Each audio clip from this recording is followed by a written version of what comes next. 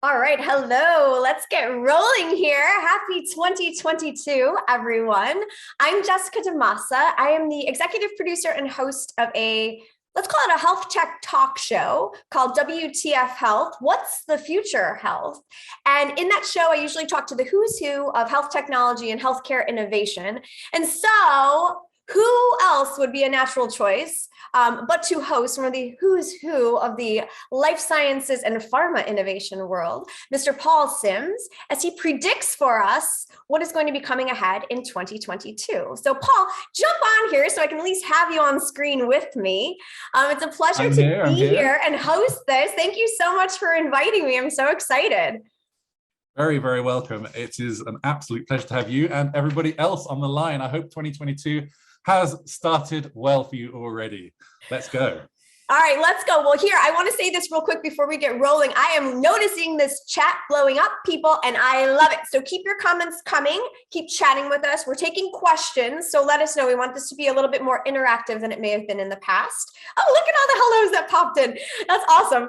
All right, Paul, you want to get kicked off here or what? Because we have a lot to cover, I guess, in this hour of power here. Let's do it. Let's do it. Let's go. Okay. All right.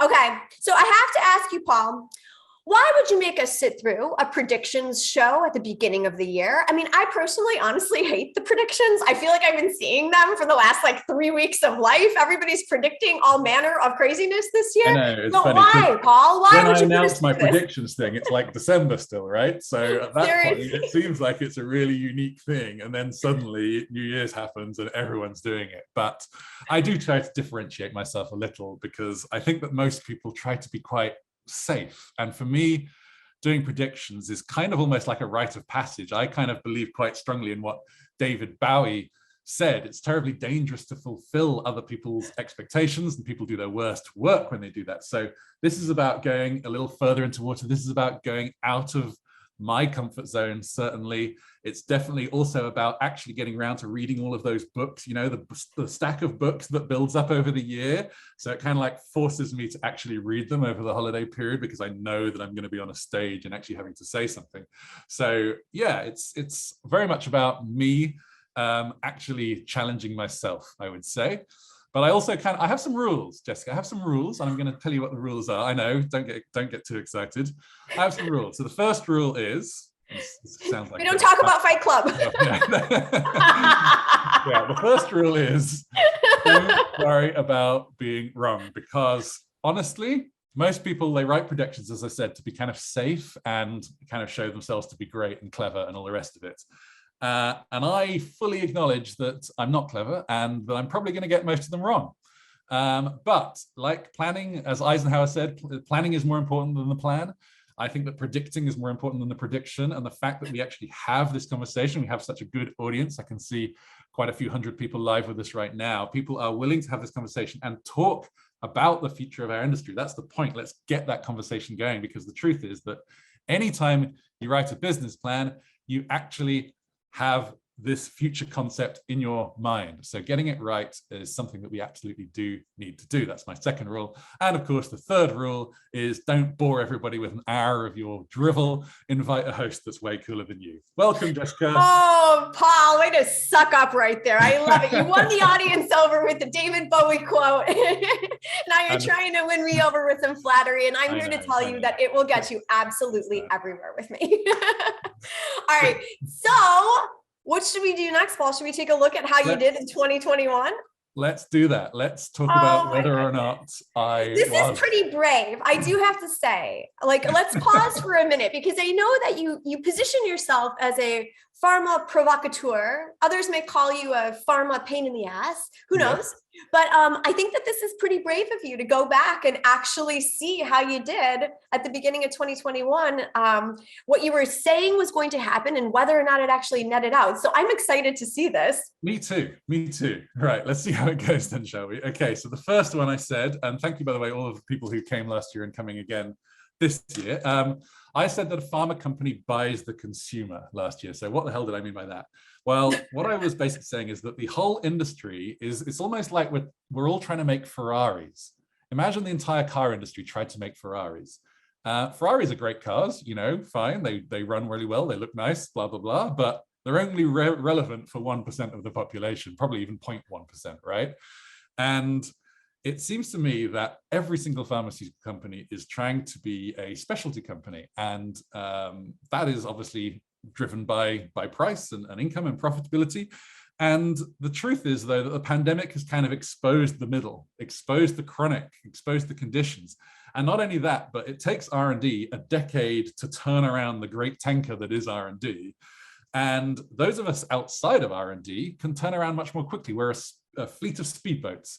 And the truth is that if we're going to drive value for this middle area, this chronic disease area, and actually the area of greatest need, many would argue, it's those outside R&D that's going to do it. And it's those that are going to have to form a much stronger relationship with the consumer. Maybe not directly, maybe you don't know the patient's name, but you certainly need to be much more consumer oriented. But of course, pharma doesn't have the reputation, doesn't have the know-how, it doesn't have the understanding. So my first prediction was that a pharma company would go out there and actually acquire something or someone in order to be closer to the consumer. It would fire off. And of course, we've seen plenty of partnerships with companies like Weight Watchers and stuff, but I wanted to go a step further. So did I get that right, Jessica? Did I? Well. Oh, Paul, I don't know about this one. Drum roll, drum roll. I would say, I'm going to let you enjoy my little graphic now. Oh, Paul! I had no idea the stakes were so high here that we were decapitating you. Yeah, this was me playing with Photoshop last night. I may have we'll roll if Paul's not right.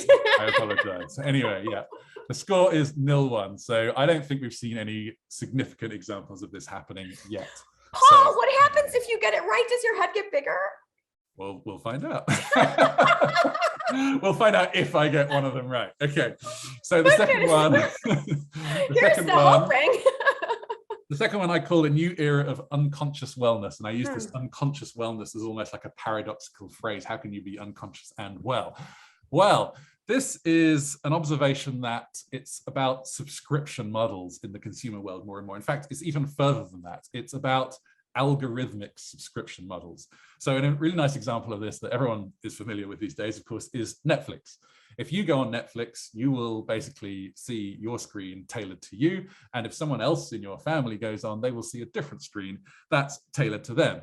And the truth is that it's the algorithm more and more in the services that we subscribe to and buy that is actually the decision maker.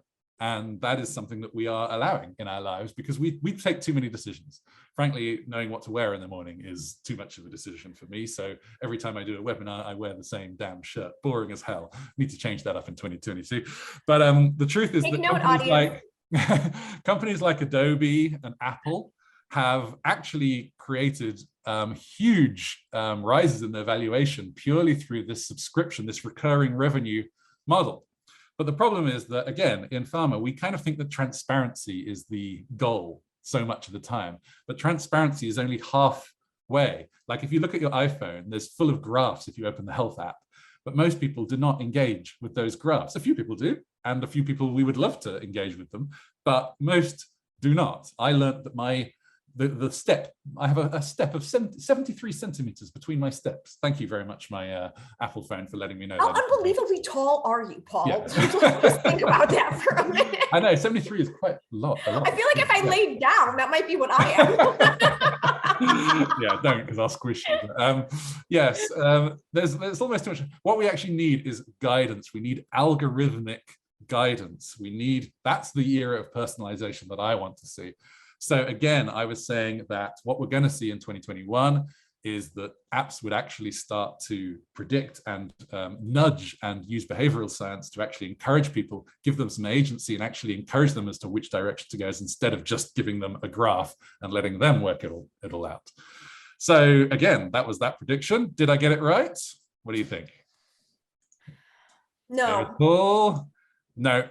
I'm I'm afraid. I don't think we saw any significant leaps into this. Plenty of leaps from other industries, just not from pharma, unfortunately. So, bit of a shame. 0-2. It's not looking very good for Paul, got to be honest. No, but here's some good news. We do have an authentication sighting of that shirt, Paul, from 2013. Thank you to Alan for citing that out. 2013 Barcelona was the first appearance of that church. Noted so far. It's falling apart now. It's like 9 years. Not cool. Right. All right. Let's see how this goes. Number 3 from last year. My fingers are crossed here, Paul. I want to see what happens. Okay. Vaccine nationalism exposes pharma's ugly side. So this seems like such an obvious prediction to make, but remember, I made this in December 2020, basically a month after the first vaccines had rolled out in any way, shape, or form, not even that in most countries. And this, I thought, was going to rear its ugly head. And it did, I would say. Yay? Wait, is it wrong to yay that? I mean, I'm happy for you. It probably is a bit wrong. But the truth is that, we were very excited a year ago about the vaccine rollout. And then we got into this horrible situation. AstraZeneca in Europe was particularly the hardest hit, I would say, where, that goodwill towards pharma rapidly disappeared. As they were accused of basically hoarding it or being favoritism as countries grappled to secure doses. Of course, in the second half of the year, it then became more about vaccine hesitancy rather than supply. So we kind of moved away from pharma being in the crosshairs, but actually I would say that that's kind of come back again now. Albert Bourla, for example, CEO of, don't worry, he's coming back. Albert Bourla was our choice for all that Pfizer has done in a year. So basically, Albert Bourla won the CEO of the Year prize from CNN at the end of December. And at pretty much the same time, the FT wrote an article which basically said the opposite. Pfizer never considered selling its COVID-19 shot without making a profit. It took an uncompromising staff, demanding $100 a dose, not the 19 or whatever that it settled with, trying to play hardball during a time of national emergency. How could we possibly have a soft spot in our hearts for Pfizer? And I just went and looked a little bit more and found a few more quotes. This top one is very self-congratulatory from Albert himself. I'm not going to read that one out, but the middle one, he hasn't saved the world. He could have done it, but he hasn't. Vaccine apartheid has restricted production and restricted production continue to fuel the spread of the coronavirus from the United Nations. And many have gone a step further. Pfizer's conditions were abusive during a time when just the emergency governments have no space to say no because of the very difficult conditions they are imposing on countries before they would give supply. So I do see the backlash as coming quite strongly. It's kind of a mixed bag right now. But overall, I'm going to give myself a big smile. Win. That is great and also terrifying. Okay. It is slightly creepy, isn't it? So yeah, it's 1-2 now. Okay. All right, good. Let's get on. Pharma leaps to a Web 2.0 model. So what the hell was I talking about here? Well, I really take issue with this phrase, which people used to say a lot, particularly at the beginning of the pandemic. It's just an accelerant of our digital plans. It's, we don't have to make new ones. It's just brought everything much more quickly. And that's a really lazy way of thinking. I think this is not how we should consider it. And I think about Web 1.0 to Web 2.0 quite a lot. You can see that on the left-hand side, that first generation of companies only 20 years ago have now died completely. That's the scale of the, bit of death theme going on here. I apologize for that. But yeah, they have all gone, such as the disruption. But what actually happened in the background? Did like a giant earthquake happen that killed all these companies off? Not really. All that happened was the internet got faster and it got more available to us on our mobile phones, etc. And that was enough. That was enough for the 2.0 companies to think, right, a new business model is possible now. And we can redesign these services. You can't imagine Uber offline. You can't imagine Snapchat offline. The whole notion of them being, so they're not iterations of what happened before. They are complete business model redesigns. And that is the opportunity that the pandemic has given us. That is the opportunity. And so what I predicted was that that actually new business models would appear. And I do think that some have emerged. I think that the company Eversana is a great example of a new business model. You should check them out. I could talk about them for a couple of hours, so I won't do it right now. But I'm giving myself a not yet. I'm giving myself a not yet, yeah, because I think it's emerging. There are green shoots, and it's definitely happening in the garages and startups of the world, but it's not in big pharma. I would have given you a win on this from where I sit in the world on the health you're side. Nicer than I am to myself. But well. Right. Okay. Next one was digital health kills telehealth. So what the hell was I talking about here? I was basically talking about how everybody at this point was so excited about the fact that we just switched over to telehealth. But already at the end of 2020, we could see that the peak was starting to drop, because the truth is that the service wasn't good enough.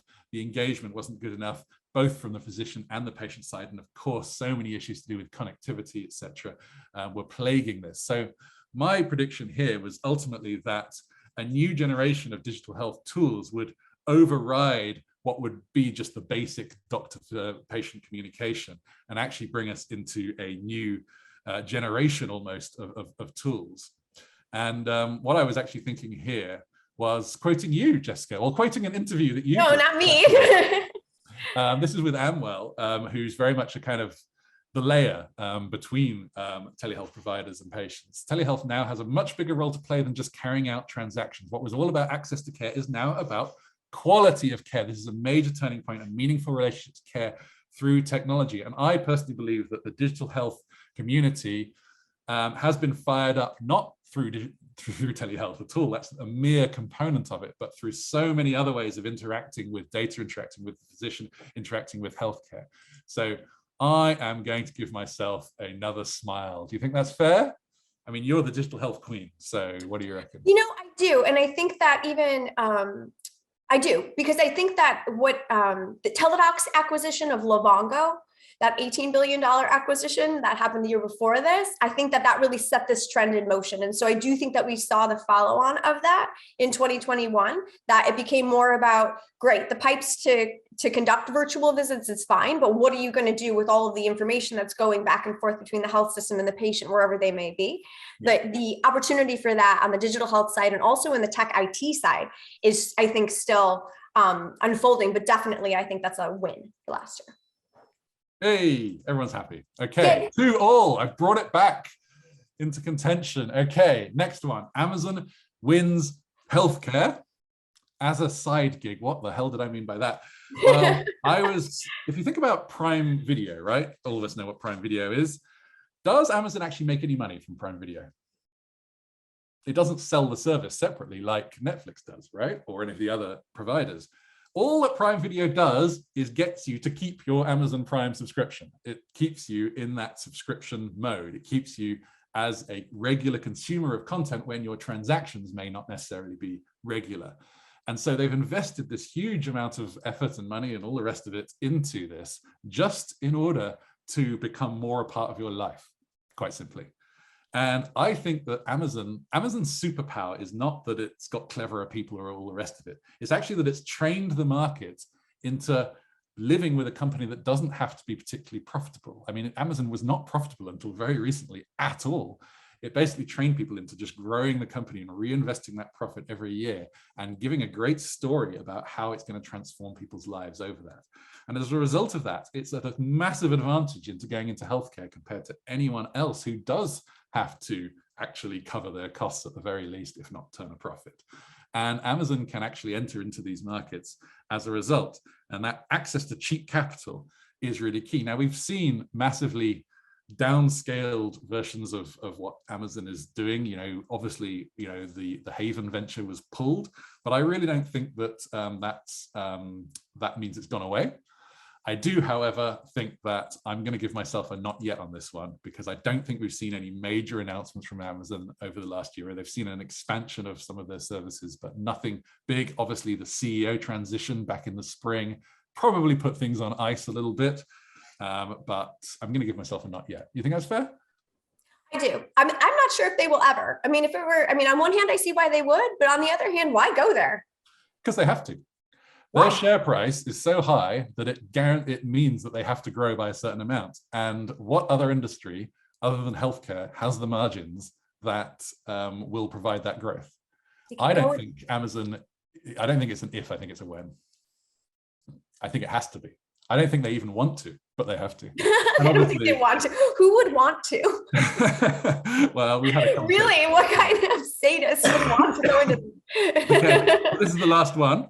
And it's finally balanced on 2-2. So, oh, Paul, what's going to happen? Indeed, I'm sure everyone is on the edge of their seats. Pharma finally takes off its mask. So what the hell did I mean by this? Well, I was talking here about the communication strategy of pharma companies. And what I had seen actually when I made this prediction at the end of 2020 was that pharma had done really a good job actually in communicating about the vaccine and the initial take-up. Everyone was so excited because the initial take-up was so good despite this, vaccine only having been in production for less than a year.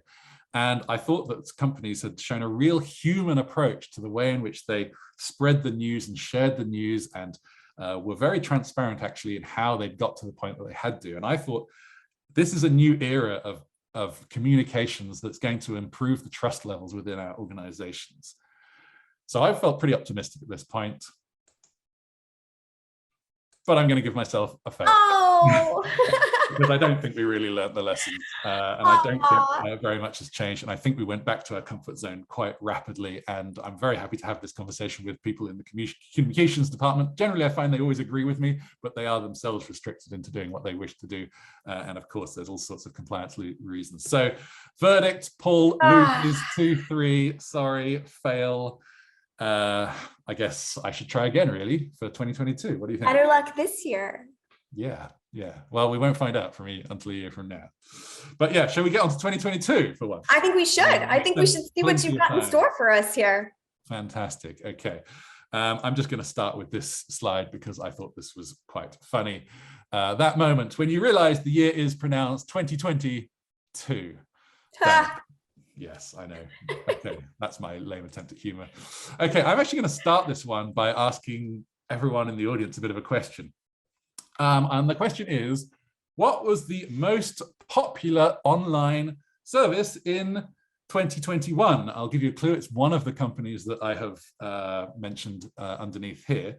And I imagine that a few people are probably writing into the chat already. I can't see them because I'm... Yes. Lots of TikToks. Oh, really interesting. Okay, yep. Well, let's do a bit of a... People may have seen this news, of course, in which case they probably know the answer.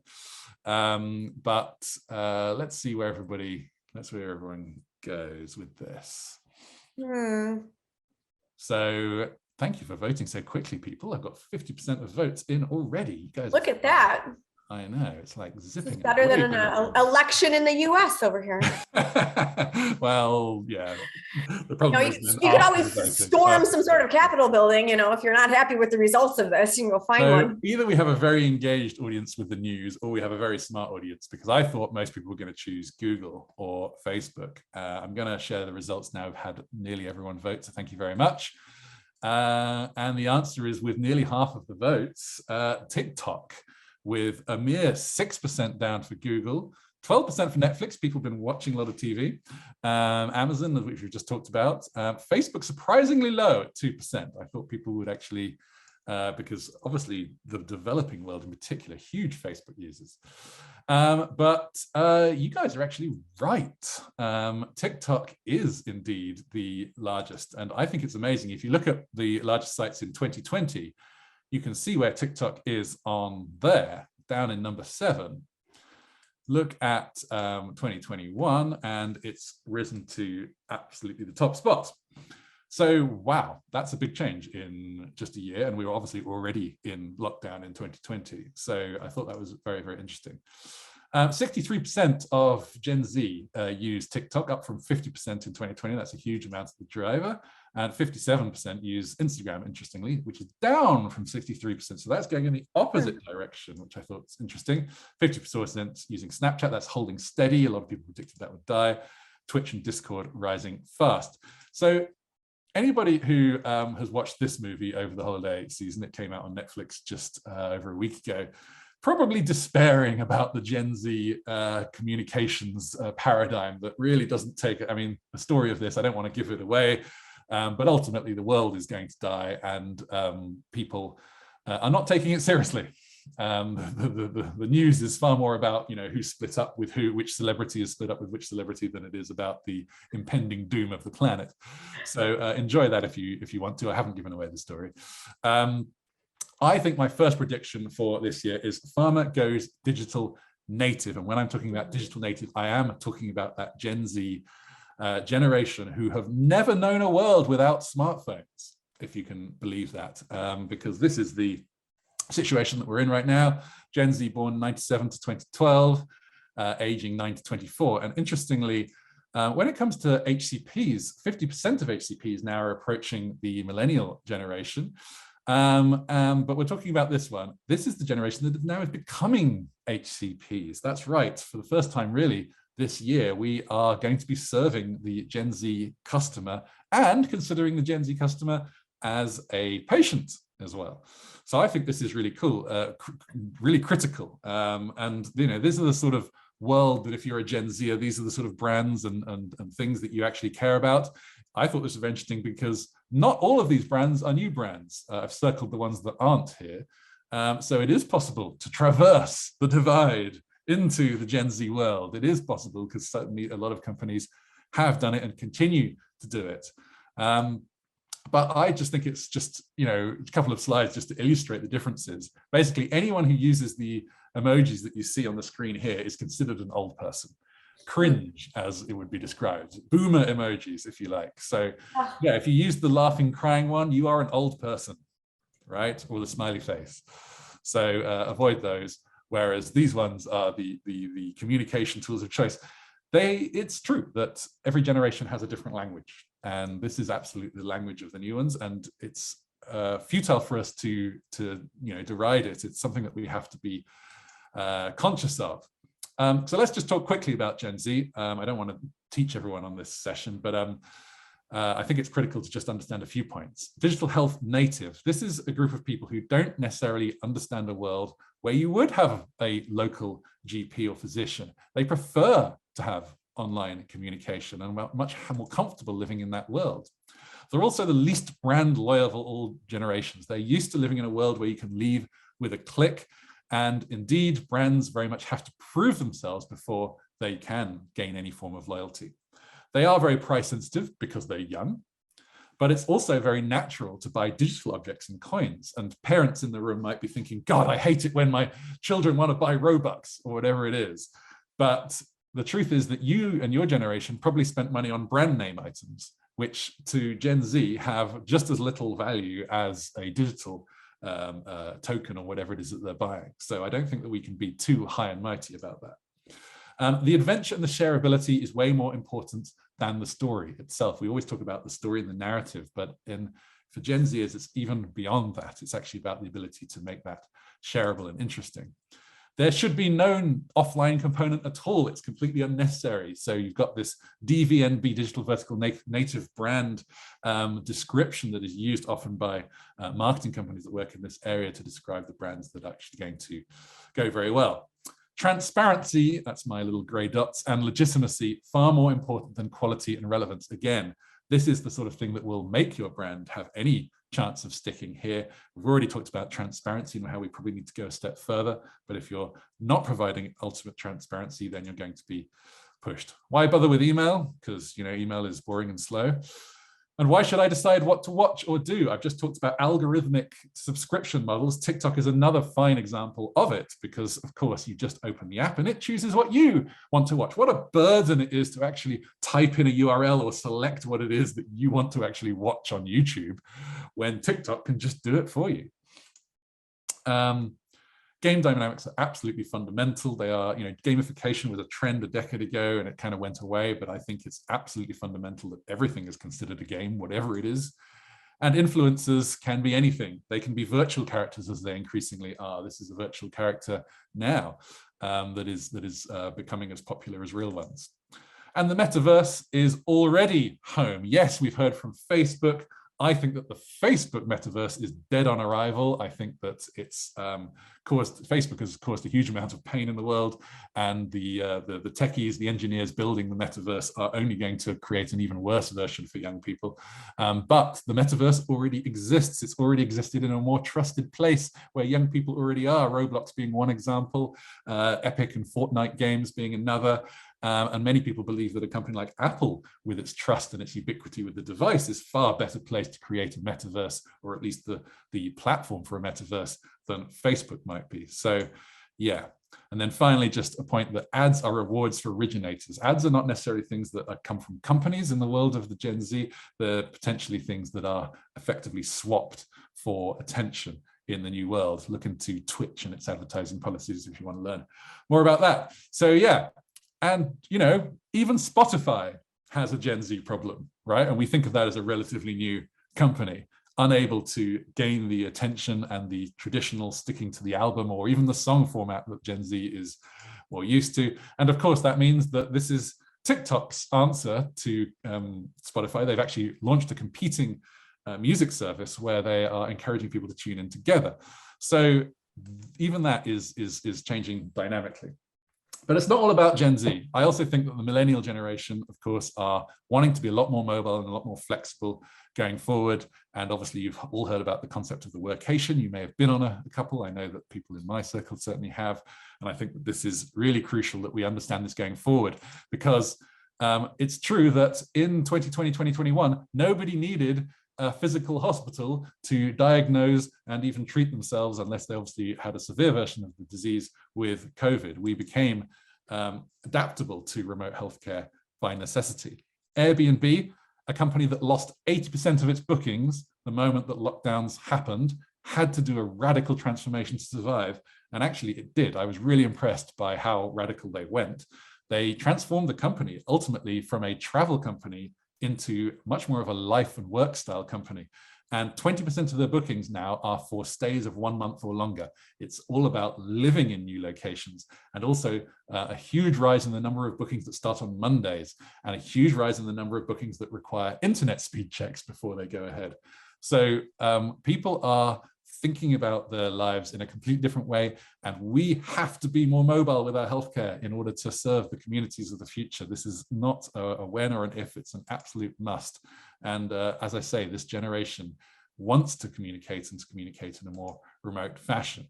I see it as being very similar to the banking world. Most of us like our online banking better than we liked the traditional banking in the past. So, you know, if we've been able to do something as mission critical and as regulated as banking, then why not that? The other thing, of course, about the banking world is that there's a huge number of people who are unbanked. In fact, you know, nearly 2 billion people unbanked in the world. And so this basically provides a huge opportunity to reach people who haven't been reached with traditional services so far. And I think that we just haven't seen the quality solutions yet that actually provide this to actually let people leap over, but certainly the desire is there. Question for everyone watching, please write your answers into the chat window. I'm going to ask a few of these.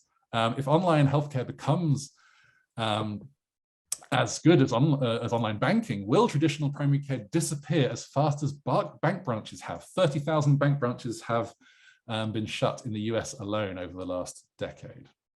So that's number one. Sorry, that one was a bit longer. The other ones are going to be shorter, I promise. Okay, should we move straight on? Excuse me. This is a big one. And drum roll, this was from Jessica DeMassa, please. Oh, geez. Well, Paul, in my defense, you said, what do you think is going to happen? And I said, you know, I just don't see, if Amazon does get into this, how they don't come into this whole healthcare world in a completely different way and try to undo the supply chain and the business model behind it the same way that they've undone the supply chain and the business model behind so many other things. So I was like, I think that Amazon is going to start manufacturing generics. That's my bold, crazy prediction for next year. And then you added Teva specifically. We'll give you credit for that one, because I was like, I don't know who they would do, who they would buy or how they would do. But I could see them with PillPack, with some of the other things that you're going to unravel here for us in due time. Indeed, you know, I'll unravel them getting into this space to completely disintermediate some of the pharmacy benefits management companies that exist here in the US, broker some different relationships, go direct to consumer, you know, cut out some of the middlemen, provide some Amazon pricing. I don't know. We'll see. Yeah, I think actually it's a pretty smart and interesting thing, because the truth is that Amazon does acquire companies, single companies, often in a vertical. So, and did so with MGM last year, did so with Whole Foods at the end of 2017, and those brought them into new categories. But of course, what it also did by taking that approach is it avoids monopoly law, because it's not dominating any one single industry. And of course, it's heavily invested in healthcare already. We've mentioned Haven, but the Amazon Care really expanded last year. And of course, you've got Halo and other various different initiatives. I could have talked about Alexa and all sorts of little things, but I haven't. There's a huge amount of stuff here that is going on behind the scenes. And this vertical integration doesn't mean that Amazon has to buy a customer-facing company, but it does mean that it tries to buy things that improve the supply chain for the customer, just as MGM Studios would produce better thing. And I talked earlier about the share price. Share price.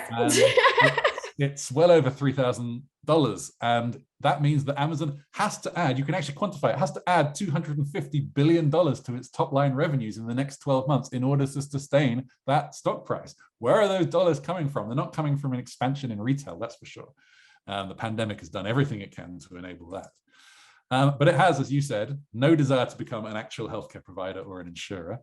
Well, that's hard. It's hard. It introduces a whole new of risks. And it's interesting because Google actually became a pharma company, or kind of did. So DeepMind, the division of Google that specializes in AI, has created isomorphic labs during 2021, getting into the drug discovery process. And that's not the direction that Amazon's going to take. I see Amazon being much more about an operational excellence play as opposed to a scientific excellence play. And that's where I think we're going to see the crude thing. And of course, why Teva? Tell us. It's the largest generics company. It has the widest portfolio in the US and Europe. It's good value, given that it's fallen from elevated former plan. It's still carrying $26 billion of debt, and it's actually got a low non-investment grade credit rating, something that Amazon could sort out immediately, falling revenues from 22 to 16 over the last few years. But it has been it's had to make itself operationally better over the last few years, much leaner than it was previously. And of course, it has a market value well within Amazon's buying range, costing less than 10% of Amazon's annual revenues, and probably a very small proportion of its actual value. So I think personally that this might seem a little crazy, but crazier things have happened. No one in the film industry expected MGM to be bought. No one in the food retail industry expected Whole Foods to be bought. So crazier things have happened, I believe. And of course, we know about Samsung apparently not buying Biogen. So we've seen tech companies and pharma companies talking certainly over the last few months already. So I guess my question to everyone, once again, is if medicines are bought and sold by an e-commerce platform driven by Amazon-like technology, as they could well be if Teva is purchased. By the way, I think that they would obviously gain the leverage to then be able to drive a lot of change in the insurance and PBM space by actually owning a significant supplier by volume as Teva is. How would it change pharma's commercial model if drugs are sold through e-commerce? I'd love to hear your opinions and thoughts on that. Absolutely. I'm going to remind everybody that we are still looking at the chat, so continue to pop your questions and your comments in there. You're doing a great job so far. Also, don't forget that this is being recorded, so you can revisit all of the magic, and there will be a written version of the predictions provided afterward as well. Indeed, I have been doing a lot of writing, you'd be pleased to know. So really we need to make good of that. I know. I have a strange way of spending my holiday season. What can I say? Right, number 3. Biotech bursts. Boom, baby. Yeah, which is a little bit sad, but I think it's somewhat a function of our own doing. The actual headlines in December in particular were already pretty poor. I just think that a lot of pharma people don't seem to be fully, conscious of what's going on here. And I do think that we saw a slow burst of the bubble really ever since like February last year. More headlines, tumbling to a lowest in a decade in terms of deals. And there's a graph to illustrate that from the FT.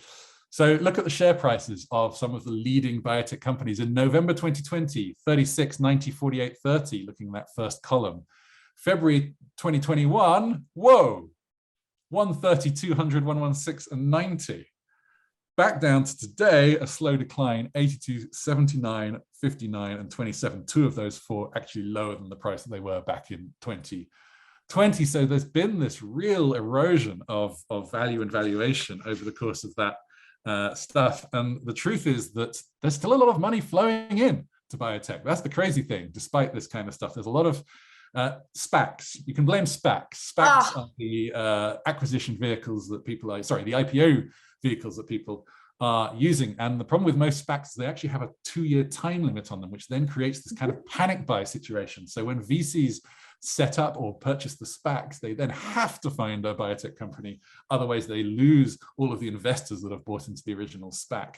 So a real issue there. And I think that's going to be a big driver for the next few months of that money. But ultimately, I think in 2022, we are going to see a proper deflation here in the biotech area, and it's going to become quite public. Here's Adam Feuerstein from Stat speaking at the end of the year, giving his opinion as to the situation. So many companies going public before they've even proven that they have any quality in their therapies whatsoever, and sold to investors with a wink and an interesting story. Yet at the same time, investor community saying, I don't see any reason why the funding for biotechs next year is going to slow down, because the money is still being pumped in. This is almost the perfect conditions for a bubble, you could almost argue. So I think we're going to have quite a few issues here, don't you think? Well, let's see what our audience thinks. How does Pharma's portfolio planning respond if biotech hits a major funding crisis? And obviously a lot of companies do not come forth as a result, because of course we rely so much on external innovation now compared to how we did a decade ago. It is basically how we discover drugs in pharma right now. We buy them as opposed to discovering them. So very interested to hear what everyone thinks. I hope it's not digital therapeutics. Yes, we've talked about digital therapeutics. We'll remain on the fence on that one. Okay, number 4, let's get through them. Pharma's reputation hits where it hurts. Okay, so I've got another question for our audience here. What were Google's top global news searches of 2021? Well, I'm going to show the first few answers, and they're probably not going to surprise you. Afghanistan, number 1. COVID vaccine, number 3. But what you also see, and I've highlighted them in red, is that there were some unusual things that actually hit the top 10 global news searches of 2021. And I think that you can highlight these or describe them as the meme stock movement, as you will have seen. That movement was a really interesting situation because it hasn't gone away. It's actually still ongoing. And what you've discovered basically is this group of people who originally started on a Reddit group called Wall Street Bets, who discovered this new superpower that they could manipulate stocks as a collective, irrespective of the fundamentals of the company, throwing companies like GameStop and AMC, a cinema company that was dying during the pandemic, into the stratosphere, and absolutely making it leave any form of reality whatsoever. And the thing is that this phenomenon, which sort of started in a very organic way, is now, of course, being codified. It's being structured. There are companies that are coming out now that are going to enable this kind of activity. And it's particularly appealing, again, to that Gen Z generation who are no longer just physicians or patients, but they are also investors and will show their worth. Interestingly, I think that it can happen the other way around as well. You would say in a positive way. Tesla, a company that has really lit the imaginations of many a Gen Zer, almost correlating perfectly with the number of people using the Robinhood app, which is a gamified share trading app in the second half of 2020, and that has continued from there onwards. So you get this generation of people now who are able to really move entire companies, not just on whether or not they can still turn a profit, but whether or not they meet the high reputational standards that people are going to have. So this reputation trading, I think, is going to be so critical. Like if we have another opioids crisis, we have another specific company that's named for doing wrong in our industry, how do you think the market will react towards it? You see this reputational side, even the pricing of COVID vaccines massively affected by reputational factors compared to how it was before. So I really think that this reputational trading is actually going to go mainstream, and it's going to actually enter pharma's consciousness. And pharma's going to have to be a lot better. I talked about communication earlier, going to be a lot better at communicating with the Gen Z generation simply as an investor group as opposed to just a patient or HCP group. If reputation trading goes mainstream, how will pharma act to avoid the negatives and secure the positives? I would love to hear your answers to that one. Well, we're getting through them, aren't we, Jess? We're doing all right now. I was a bit slow. You're doing okay. You're doing great, okay. Paul. Yeah, we're still over time, but I'm going to try and catch up a little bit. Okay. God, I'm such a doom monger. The beginning of the end for commercial teams. Oh my God, you really are. I know. I'm really quite horrible, aren't I? So look, I am super disappointed by commercial teams' response to the pandemic. I think that we are working in a sea of mediocrity. And I think it's a little bit like the internet circa 1999. If you, for example, ran a hotel business, and the internet had just arrived, then you'd be really happy because you can go away from travel agents who charge loads of money and only have local populations to reaching your consumer directly on the internet. And your person can go directly to your hotel website like this one and book a hotel room. Amazing. Except who that wants to book hotels is willing to go to every single damn hotel website, check rates, and then book one on the hotel website itself? Not very many people. Next time you book a vacation, Jessica, I'm pretty sure that you're going to head more towards the companies on the right-hand side in order to do that. So it really pains me that pharma companies think that they control the message. They can create these branded portals that really remind me of Internet 1999. They might be prettier than Internet 1999, but the concept is the same, that they can kind of control this message. And the truth is that HCPs are voting with their feet. This branded themed stuff, it looks beautiful. I commend you guys, but it's completely useless. Look at this. This is research done by EPG Health last year. I would massively encourage people on this to download this report, go to EPG Health's website and look at the results here, because it shows that on the left-hand side, the greeny kind of colors, HCPs value global independent general medical websites, just as I've been saying, and really do not value pharmaceutical direct liaisons. Whereas pharma is almost the exact opposite. And perhaps even more worryingly, when this study was done in about summer of last year, they asked people how people anticipated pharma budgets will be allocated, and it's far more towards the brand side of things than it is towards the disease. So we are compounding our idiocy here by continuing to invest in these brand-focused things. I think it's lazy. I think it's a shortcut. I don't think it's going to be sustainable. By the way, even the people doing it don't think it's going to be sustainable. It's just that in the maelstrom that was the pandemic, it was the only tactic that they could quickly adhere to. And of course, it fits in very nicely with all of the customer experience narrative that we've been trying to project. And the truth is not very good on the sales rep side either. If you look at the green line on this graph, it shows that the actual impact on prescribing as measured by ZoomRx over the course of the pandemic has basically gone down and down and down and down to below 50% by February last year. In person, yes, has gone up almost as a contrast, but of course, in person is not going to be as frequent anymore. This pandemic is not necessarily going away tomorrow. So the sales guys are not having the impact that they used to. And if you actually quote the people that did that research, we don't see any signs of rebound or recovery in digital impact over time. There was a dramatic decline in impact and then pretty much a steady state ever since. So the writing is on the wall and it's not very good. Let me just quickly talk about my home country, the UK, where of course we have the NHS. I don't normally talk about UK stuff, but I think it's really interesting because the NHS is trying to pioneer a different approach here. And it's an entirely new procurement and payment approach with pharma communities that is being piloted across select treatment areas, or has been piloted and is now pushing for a wider rollout. No more paying for individual medicines on a pack-by-pack basis, and instead making annual payments based on health benefits to patients and the value to the NHS. I know what you're saying. We've been talking about value-based pricing for well over a decade now. This is another level though. The NHS is able to control costs, patients are able to benefit, and pharma companies are able to reliably forecast and plan and manage. What's most interesting is that this has actually been done in areas like antimicrobials, which have obviously not had enough funding over the years. And this is where it's been trialed. And this is where those greater funds in R&D has now been able to be redirected, working with companies like Shionogi and Pfizer. And of course, the NHS has agreements in place to drive down prices on a macro level to generate savings for the NHS. It's not the same as the PBM situation. Obviously, the NHS is a single payer system, but I think it's very interesting because the reaction amongst the UK leaders of pharma companies has been quite significant. I didn't get permission to share this quote, so I've anonymized it, but I thought it was very interesting. We'll see sales reps disappearing very quickly. This is from the managing director of a big pharma top 25 company in the UK. Our role as an industry will not be to sell drugs, but to work in partnership with the healthcare system, driving technology collaboration and fundamentally align our objectives with those of providers.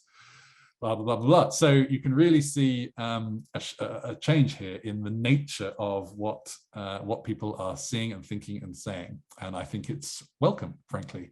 We could talk a lot about integrated care, particularly in the UK. But what I have some comfort in is that finally, as we move into this digital world, companies are finally collaborating around endpoints and using measurements that aren't just pioneered by a single company. It doesn't work very often, unfortunately. I know it costs a lot of money, and I know it really depends on your pipeline within the company that you are.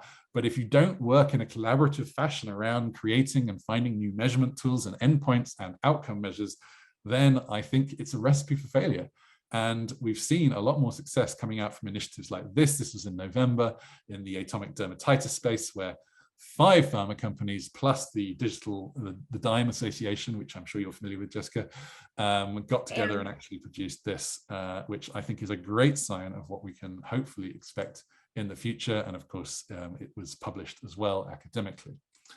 So yeah, I'm keen to hear your opinion on this one, Jessica, because you're in this space. You were like quite, I wouldn't say excited is the right word, but certainly intrigued by the idea of the sales rep. I do. And, I look at some of these companies that have, like Hims and Hers, Hims, which went public in 21, and then also Roman. I look at some of these new ways that people are able to access prescription drugs that don't necessarily involve going through a provider. They're going through a different, third party provider rather than the usual channels. So I do feel like there's just different ways that people are going to get drugs. And then I think the same way that we discussed, how we got onto the subject of Amazon going generic, I think that there's just going to be new opportunities for people to access prescription drugs that are just different than the way that it has been done in the past. And I mean, I just feel like the era of the sales rep is probably going to be slowly coming to a close. Very interesting. Well, there's a question on your screen right now. I would love to hear your answers again. If I don't get to them during the session, I will definitely get to them afterwards. So definitely still worth writing. But I've just looked at the clock. We are running over. Paul. I'm so sorry, guys. I'm so sorry. We are probably likely, therefore, to go over by a few minutes. I apologize in advance. Just cancel that next meeting. It's not as just cancel it. Right? It doesn't matter. What could be more important than this? Just say you weren't feeling too great. Come on. Right. We're talking about the future here. Number 6, nationalism as the path to health equity. Again, that sounds a little bit paradoxical, doesn't it? Well, I'm going to try and play a video. Let's see if this works. Give me a thumbs up if this works for you and you can hear it. Just how have we managed to open up ahead of so many of our friends? The answer, it's because of the rollout of that vaccine. A UK phenomenon, the magic potion invented in Oxford University, bottled in Wales, distributed at incredible speed to vaccination centres everywhere. It's the world's most effective vaccines have saved our open society and free market economy, and it is our open society and free market economy that have produced the world's most effective vaccines. And that is the symmetry in the lesson of the COVID vaccine. Science, innovation, capitalism is vital now for the challenge that we face. Just as we used our new freedoms to accelerate the vaccine rollout, we're going to use Brexit freedoms to do things differently. So that was Boris Johnson, the Prime Minister of the UK, speaking at his party conference in October.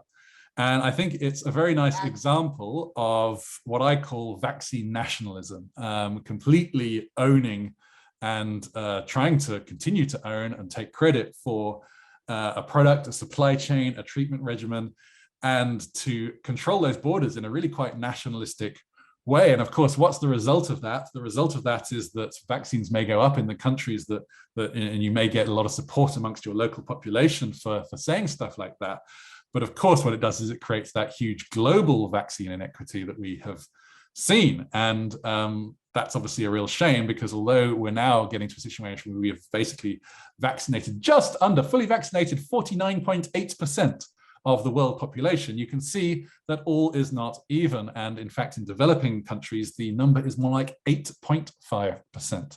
So a very, very low number of people that have been vaccinated. And that's a problem. Many people say it's the reason why Omicron is so prevalent and why it was allowed to come about. But the truth is, even though we hear some very nice stories from places like New Zealand about people being willing to share the glut of supply of vaccine doses that they have built up. And these are very lovely stories, but the truth is that, just as you saw with Boris Johnson, it's all about hoarding. It's all about owning, and it's all about serving your own population. And ironically, leaders like Boris Johnson will use these kind of narratives to actually claim health equity, that they're looking after their own population, that they're actually driving that kind of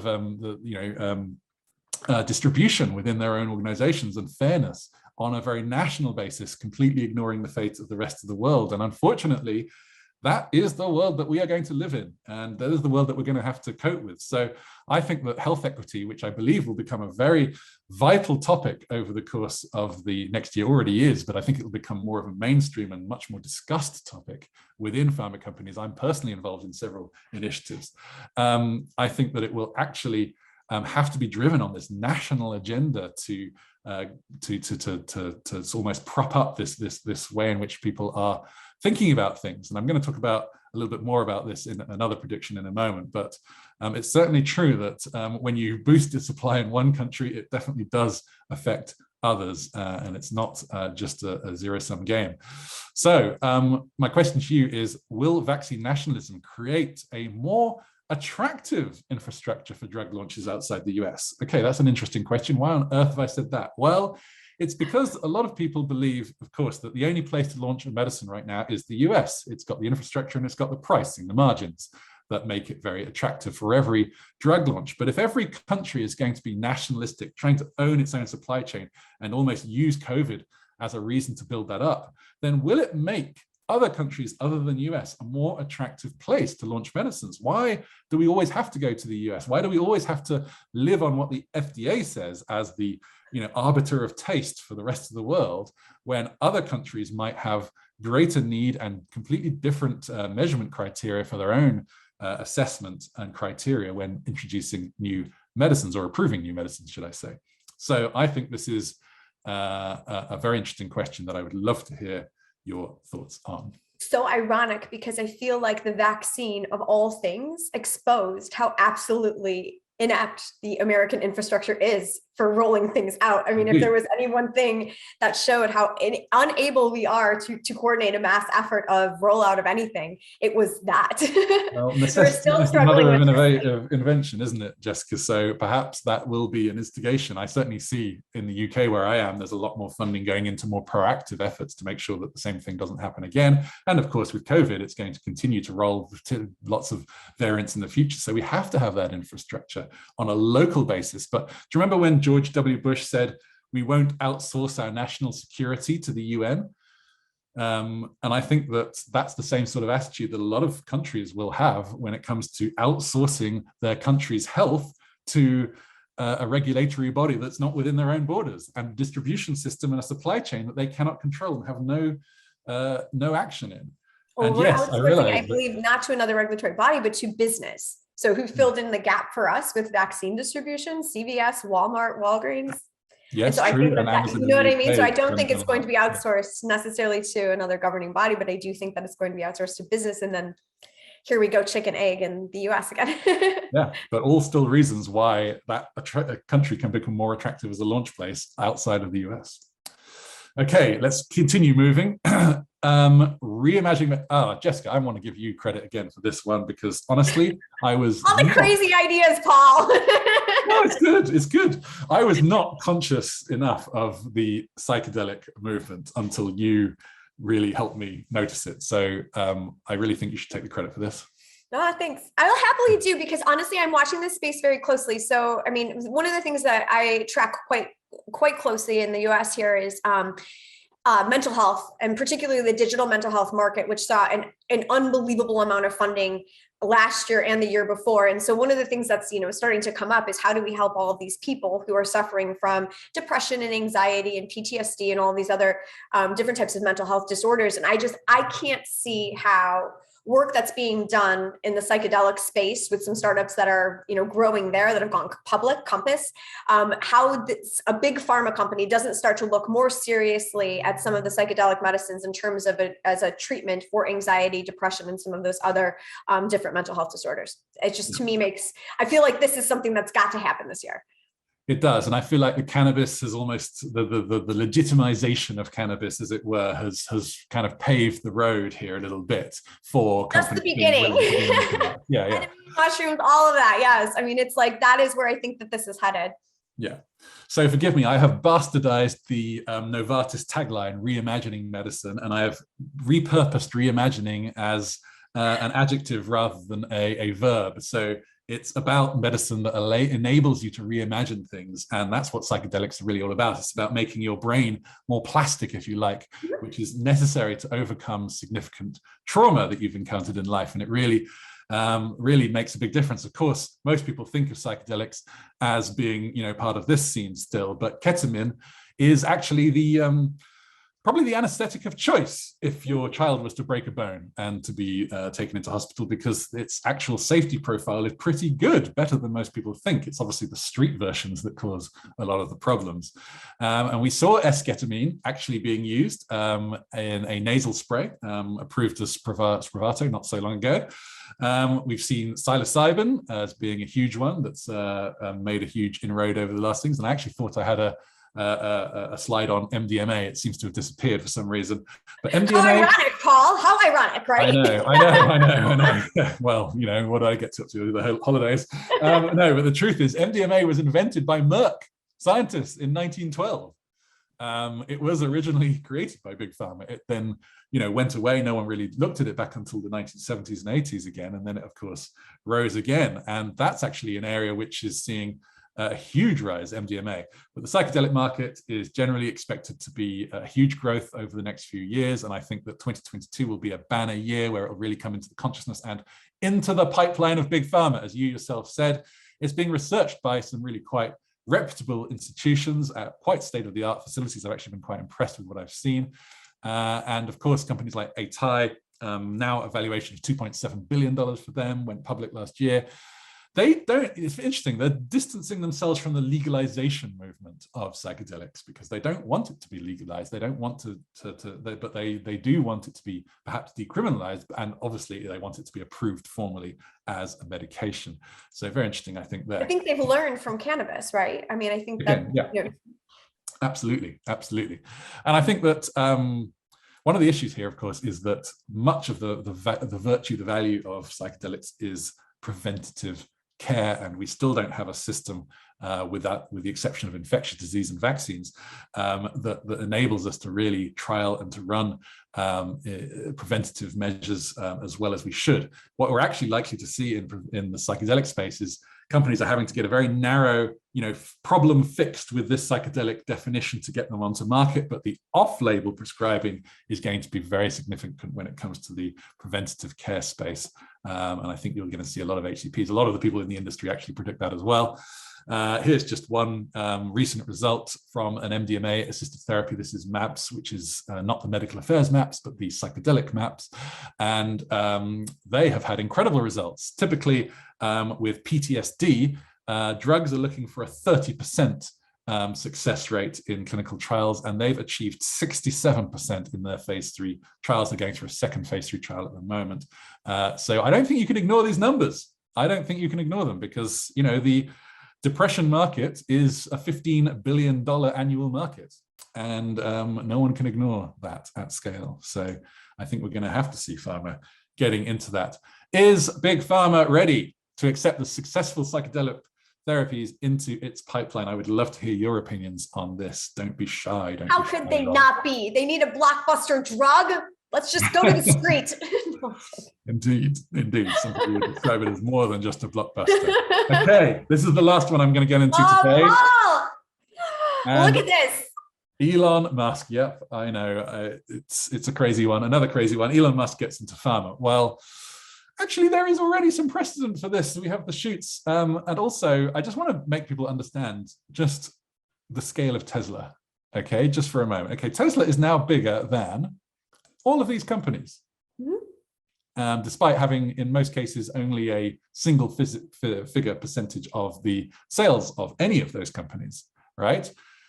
And now I'm going to add an extra word to this, combined. Okay, Tesla is now bigger than the entire car industry, basically, and the airline industry combined. Okay, so just appreciate the scale. If you want to put it into a pharma context, it's now bigger than all of these pharma companies combined.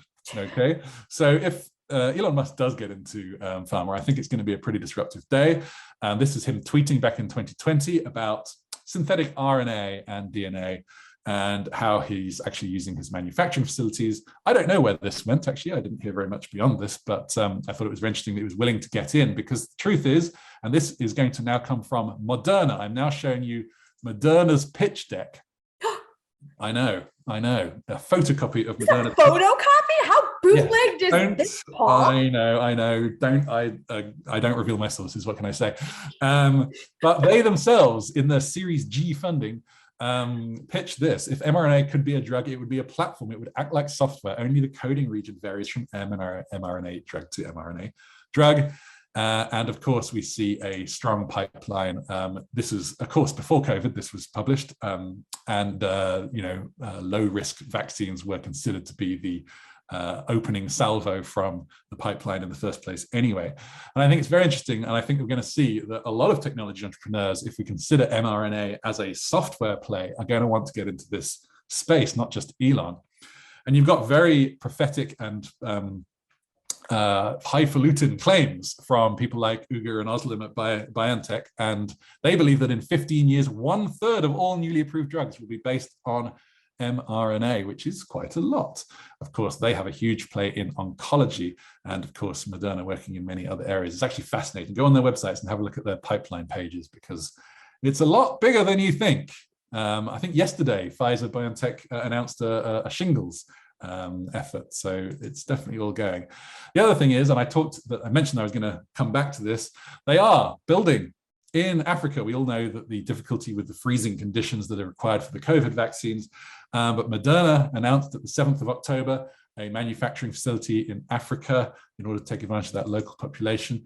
And BioNTech followed 3 weeks later with their own announcement about building a vaccine manufacturing plant in Africa. So they are already on that trajectory towards the developing countries, despite the high prices that most people think mRNA will go for. So yeah, my question again, what do you think? Do you think an mRNA software platform, once better established and been shown to be applicable to more disease areas, will Elon Musk and other entrepreneurs find it irresistible as a software play?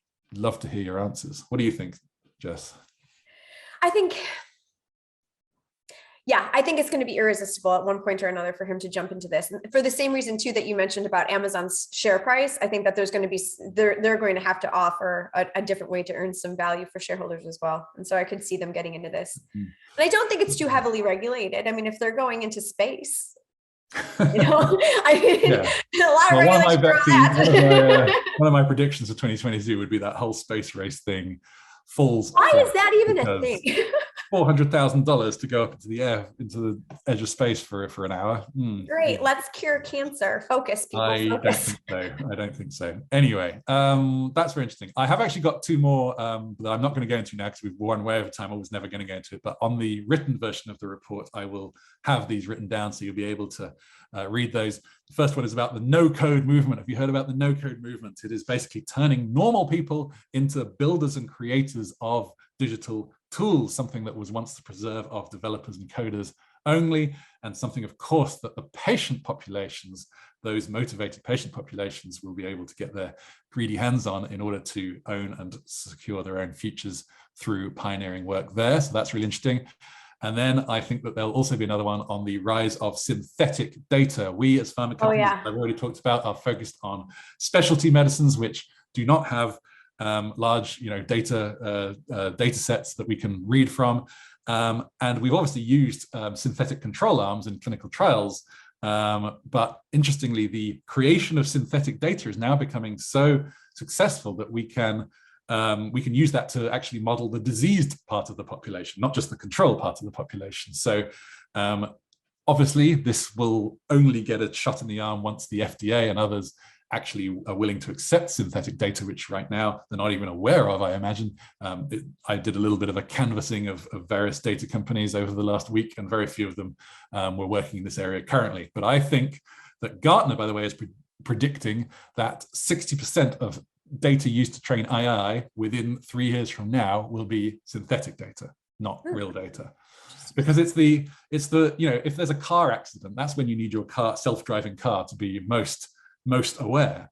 But car accidents, thank God, are not that common. So you don't have very much data to train it on. You have to use synthetic data. Likewise with bank fraud, you have to, provide the data for the machines to learn in these very unusual situations. And I think that will really pave the way for pharma companies to take advantage of this. So that's absolutely great opportunity there to integrate too data from different populations that are typically underrepresented in existing health data. So yes, exactly. Also overcomes the privacy issue.